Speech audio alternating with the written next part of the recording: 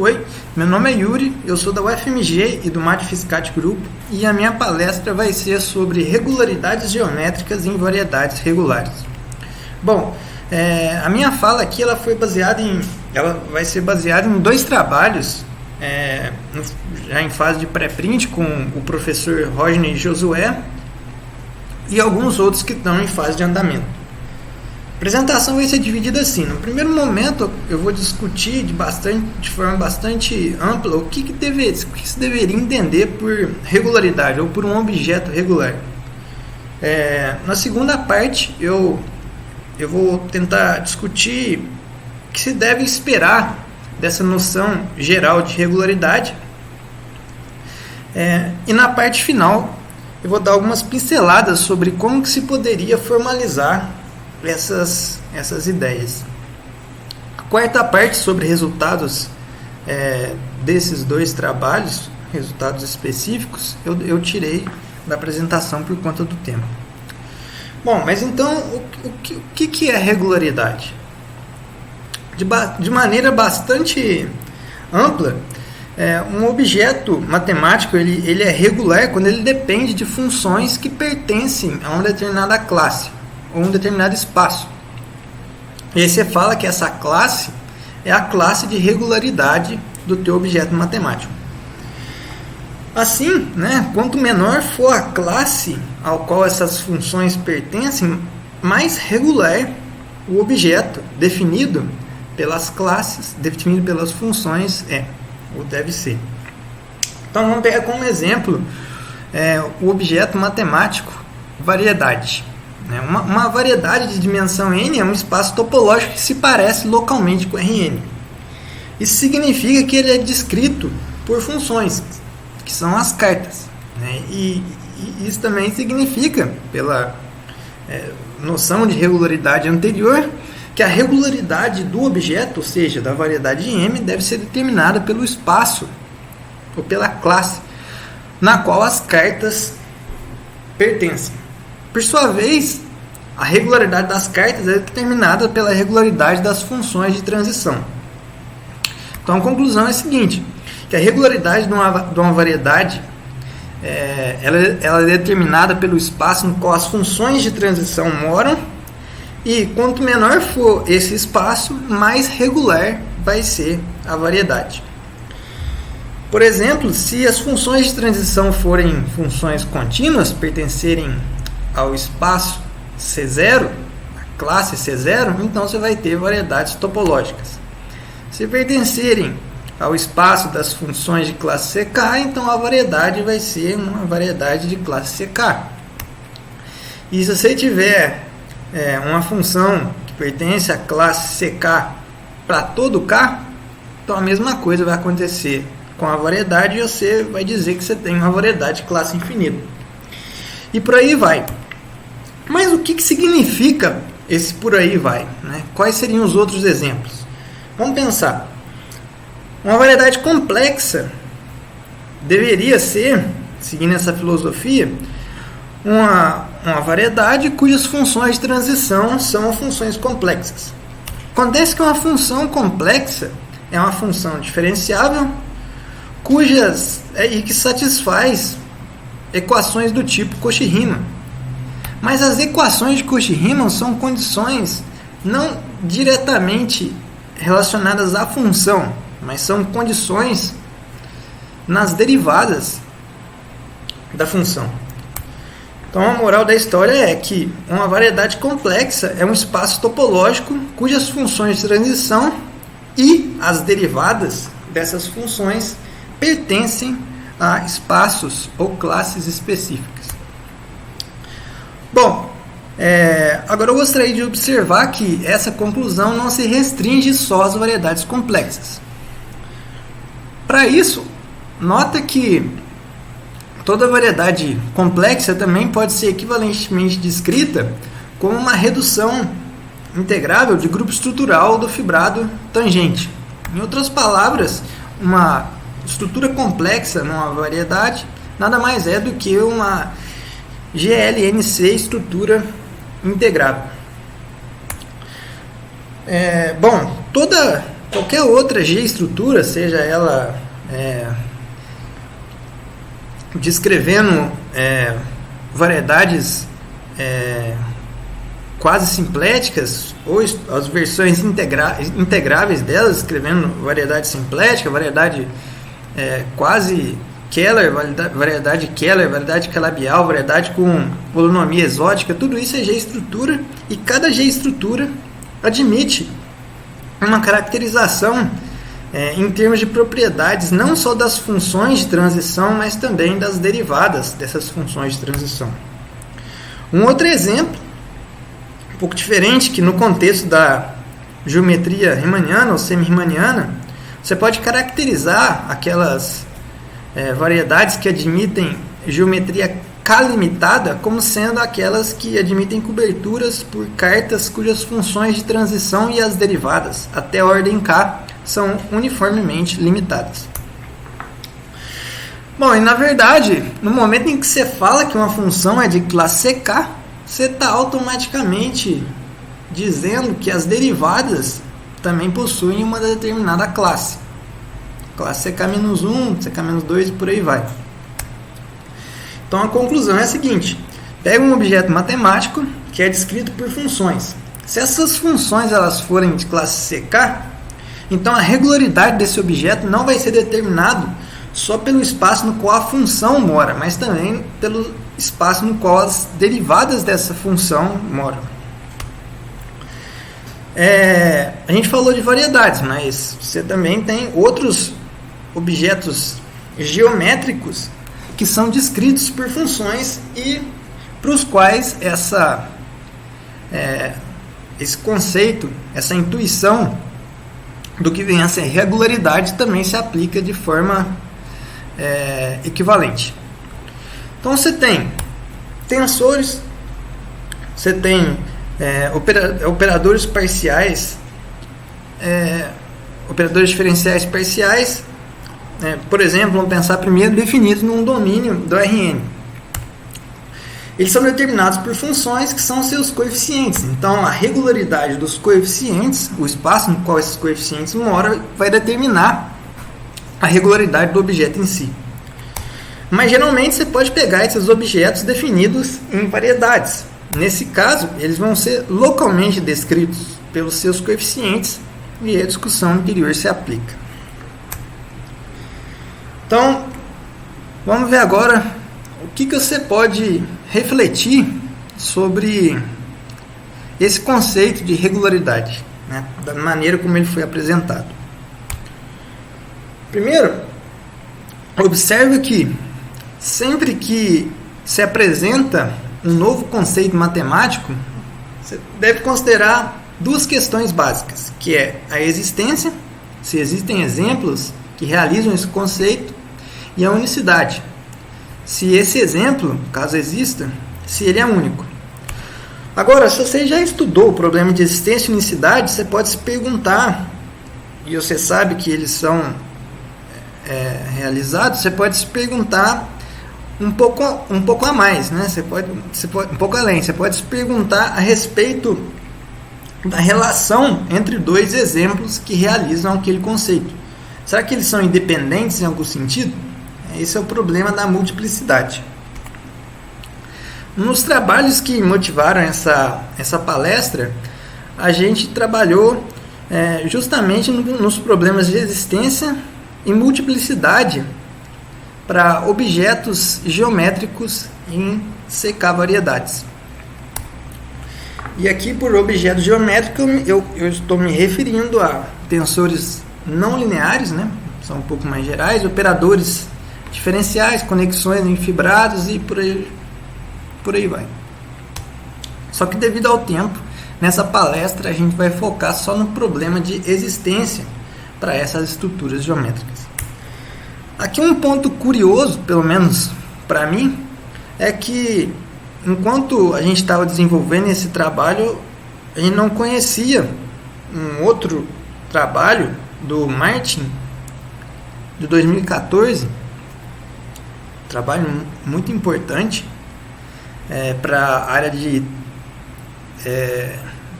equações diferenciais parciais estocásticas, que parece que revolucionou a área, onde ele também desenvolve uma certa teoria geral de estruturas regulares, né? Só que mais voltadas para o contexto particular dele. Então, para mim, seria muito interessante, e algo que eu penso fazer no futuro, tentar entender qual a relação entre essas duas abordagens. Bom, mas voltando para a apresentação, vamos considerar uma variedade de classe CK e um objeto geométrico qualquer sobre essa variedade. E nota que esses objetos, eles são localmente descritos por suas funções coordenadas. Só que localmente significa em uma determinada carta da variedade. Então, como a carta determina a regularidade da variedade e as funções coordenadas determinam a regularidade do objeto, você deve esperar que a regularidade do objeto dependa de alguma maneira da regularidade da variedade. Ou, em outras palavras, que a regularidade da variedade ela funcione como algum tipo de obstrução para o aumento de regularidade do objeto. O exemplo óbvio você não pode ter um objeto de classe CL com L maior que K numa variedade de classe CK. Bom, então, posto isso, né? E usando uma analogia lá com os épsilons e deltas da análise, o problema de existência de objetos regulares numa variedade de classe CK, ou mais regular que isso, poderia ser colocado da seguinte forma: seja M uma variedade de princípio de classe CK, dado uma regularidade epsilon, será que é possível encontrar uma regularidade delta, possivelmente dependendo de epsilon, tal que, se a variedade tem essa regularidade delta, então ela admite objetos geométricos com a regularidade que você deu inicialmente, que é o epsilon? Em outras palavras, será que existem objetos arbitrariamente regulares em variedades, desde que essas sejam suficientemente regulares? Veja que a gente acabou de falar de que você obrigatoriamente tem que considerar variedades de classe CK que possuem alguma regularidade delta de epsilon no caso. Então, lado a lado ao problema anterior, você também tem que considerar o problema de existência de estruturas regulares nas variedades, não só em objetos sobre as variedades. Então, dado uma regularidade epsilon, quando é que uma variedade de classe CK admite uma regularidade desse tipo? É claro que com certeza você vai esperar que existam muitas obstruções geométricas e também topológicas para a existência dessa estrutura. Bom, o problema de determinar completamente quando é que, fixado o epsilon, quando é que a variedade admite uma epsilon estrutura, isso é um problema em aberto e bastante amplo, né? Vago, difícil de se atacar. Ainda assim, no primeiro dos trabalhos que motivou essa apresentação, a gente mostrou que se a tua regularidade ela satisfaz algumas condições, que é uma condição de absorver uma classe de diffeomorfismos e ela se comportar bem com respeito a determinadas retrações, então não existem obstruções e toda variedade de classe CK admite uma dessas estruturas e na verdade admite uma estrutura canônica, onde por canônica eu quero dizer que o funtor de esquecimento, que vai da categoria das variedades com epsilon estruturas para a categoria das variedades, esse funtor admite adjunto à esquerda e à direita, e esses adjuntos são isomorfos. Bom, e como caso particular, você recupera um resultado que foi mostrado de forma bastante geométrica de que toda variedade suave admite geometria K limitada para todo K. Bom, no que diz respeito agora ao problema de existência de estruturas regulares, de objetos regulares sobre uma variedade regular, a gente tem desenvolvido uma estratégia que te permite atacar esse problema. A gente aplicou essa estratégia no segundo trabalho que motivou essa apresentação, e nos demais trabalhos a gente está aplicando isso para estudar o problema de existência de tensores não lineares com regularidade dada, operadores diferenciais com regularidade dada, conexões com regularidade dada, fibrados com regularidade dada, e por aí vai. E, por fim, a gente quer aplicar isso na física. E, na verdade, essa aplicação na física foi que fez a gente voltar e construir tudo isso. Que é o que a gente quer fazer é construir certos, na linguagem da física, certos referenciais especiais nos quais os observáveis físicos admitem uma forma muito simplificada e especial. Bom, a estratégia é a seguinte: suponha que você está tentando provar a existência de um objeto geométrico que tem regularidade epsilon e uma variedade que tem regularidade delta. Você vai fazer o seguinte: primeiro, você vai mostrar que em cada aberto da variedade, ou seja, para cada carta fixada, você tem naquele aberto coordenado um objeto geométrico com a regularidade que você quer, aí o tal φ que eu chamei. O segundo passo é o seguinte: você vai garantir, vai provar que existem objetos geométricos globais na tua variedade e que localmente, ou seja, em cada sistema de coordenadas, eles são fracamente regulares. Fracamente regular significa que as funções que descrevem aquele objeto pertencem à classe de regularidade, mas as derivadas não precisam pertencer. Certo? Então você vai fazer isso usando a etapa anterior e um argumento de partições da unidade. Aí você vai construir, vai procurar um lema de globalização da regularidade. Esse lema vai fazer exatamente o que ele vai fazer, exatamente transformar funções que são fracamente regulares em funções regulares. Mas para isso você vai ter que pagar o preço de trabalhar com regularidades específicas. Regularidades, você vai ganhar, você vai precisar de condições sobre a regularidade. Bom, aí basicamente acabou, né? Aí, se você aplica esse lema na etapa 2, você ganha um objeto que está globalmente definido e que ele é localmente regular, né? Que é o que você quer. Localmente as funções coordenadas dele são epsilon regulares. Como que a gente poderia formalizar isso, né? Já que essa estratégia e tudo mais, né? Como formalizar esses conceitos que apareceram aqui e essas ideias? Bom, vamos lá. A gente falou que regularidade está relacionada a pertencimento a um determinado espaço. Então você precisa de um espaço. Aqui está mal escrito, mas você vai precisar de um espaço no qual as funções que descrevem o teu objeto vão pertencer. Mas você também vai precisar de uma sequência de espaços nos quais as derivadas das funções que descrevem os teus objetos vão morar, porque a regularidade não é descrita só como condição nas funções, mas também nas derivadas. E você precisa fazer isso para cada aberto, porque você quer falar de objetos que são locais.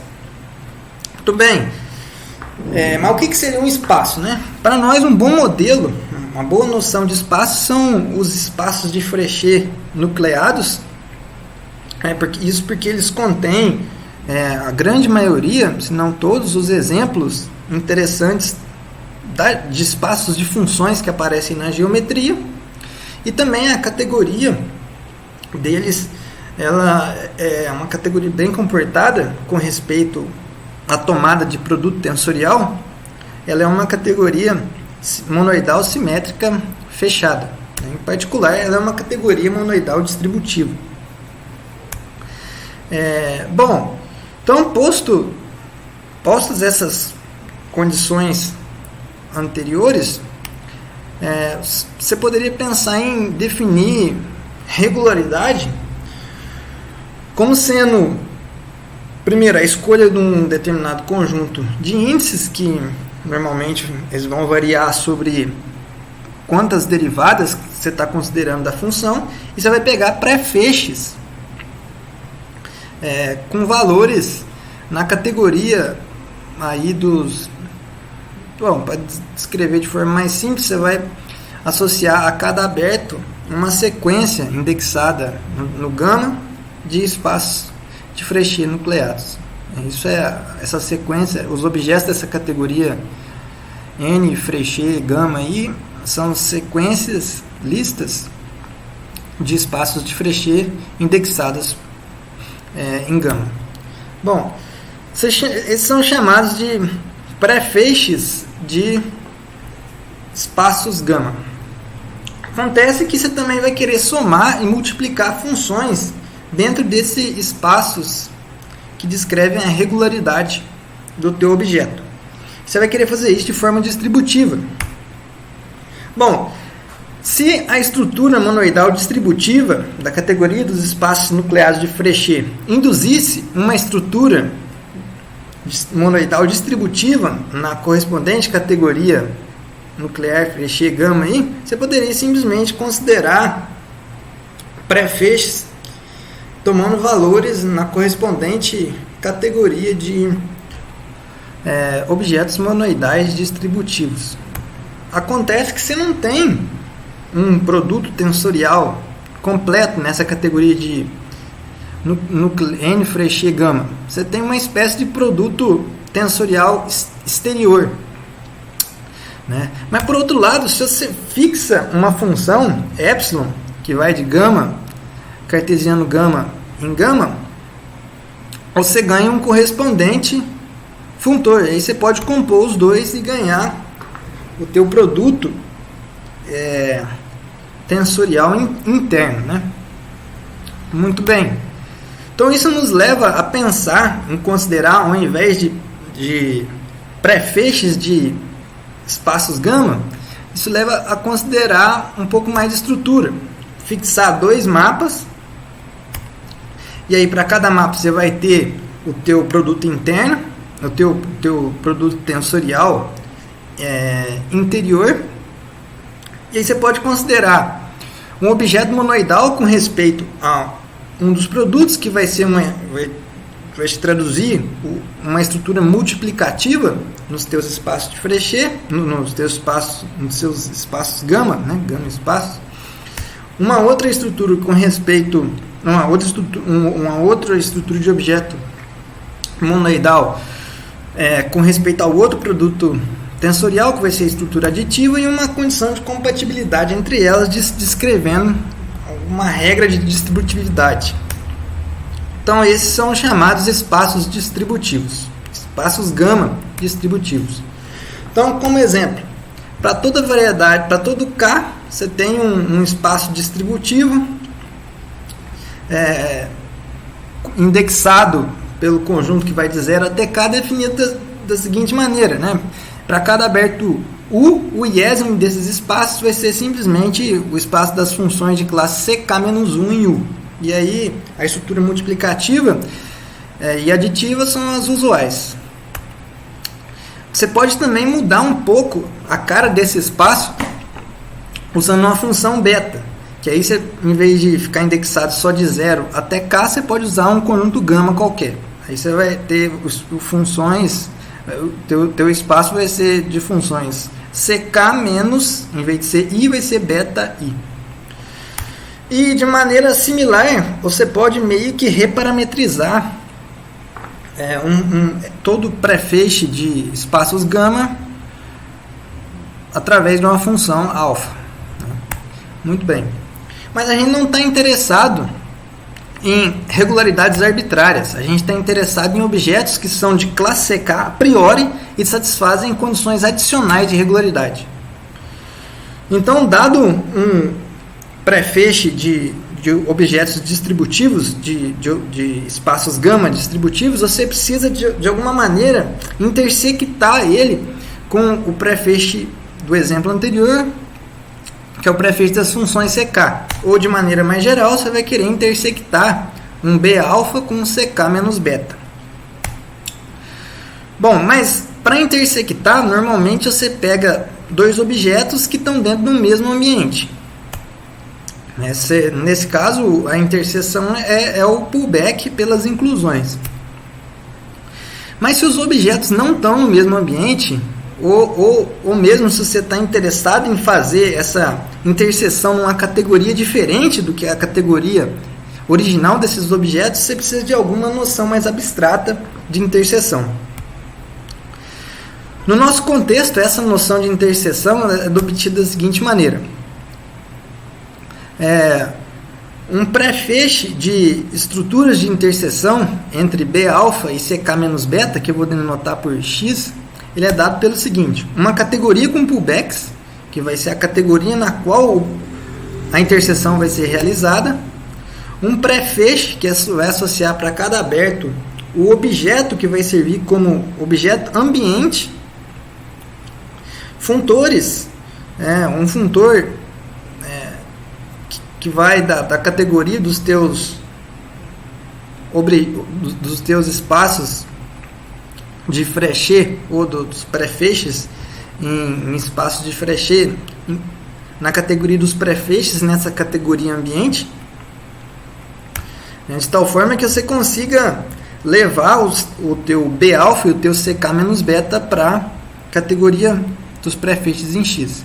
E aí você vai pegar inclusões nesse teu pré-feixe fixado, teu pré-feixe X fixado, que é um ambiente. Bom, feito isso, a interseção abstrata entre B-alfa e CK menos beta nessa estrutura de interseção, que a gente denota assim, nada mais é do que o pullback do correspondente span. Veja que, a priori, ele existe só em X. Uma concretização seria uma maneira de realizar esse pullback não em X, mas como espaços gama, pré-feixes de espaço gama, não necessariamente distributivos, só como pré-feixes de espaços gama. Você diz que uma estrutura de interseção ela é concreta se a correspondente interseção abstrata pode ser concretizada.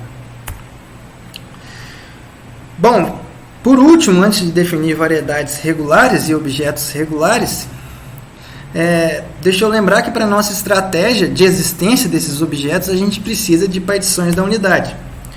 Numa variedade de classe CK, você tem partições da unidade de classe CK.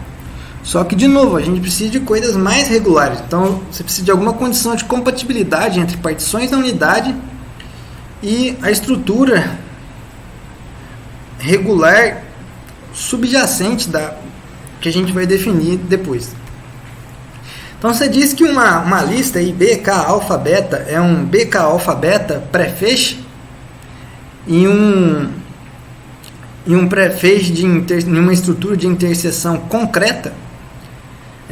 Se a correspondente interseção concreta ela é fechada com respeito a multiplicações por partições da unidade. Então, se tem um cara na interseção entre esses dois, você multiplica por uma partição da unidade, você continua aqui dentro.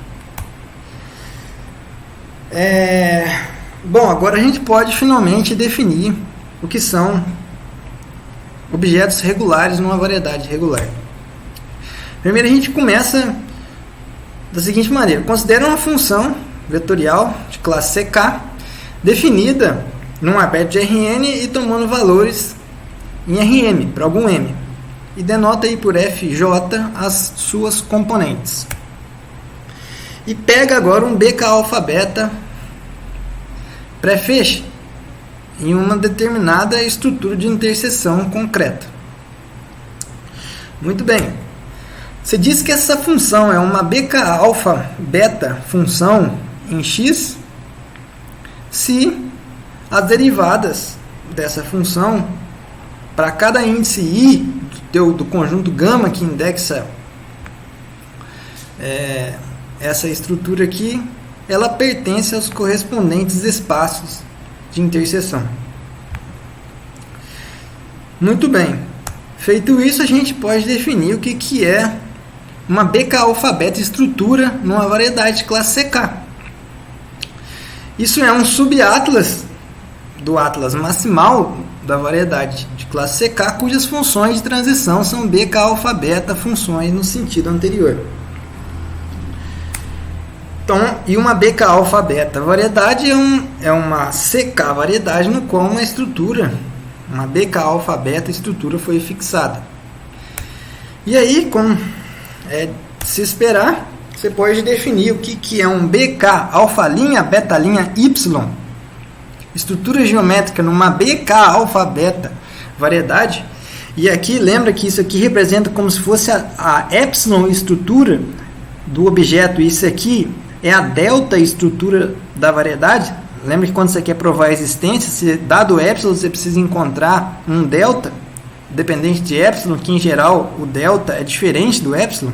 Por isso que aqui você pega BK alfa linha beta linha Y, que pode ser diferente de BK alfa beta X, né?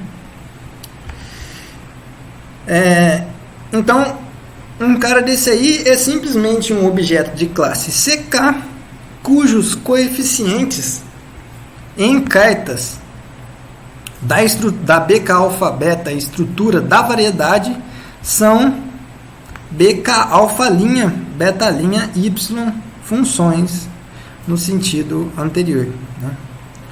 Então, em cartas de regularidade delta, eles têm regularidade epsilon, né? Bom, eu acho que é isso. Eu já passei do tempo. Os organizadores vão ficar muito bravos comigo, então eu peço desculpa. Agradeço enormemente a paciência. É isso aí, obrigado. As referências são essas aqui.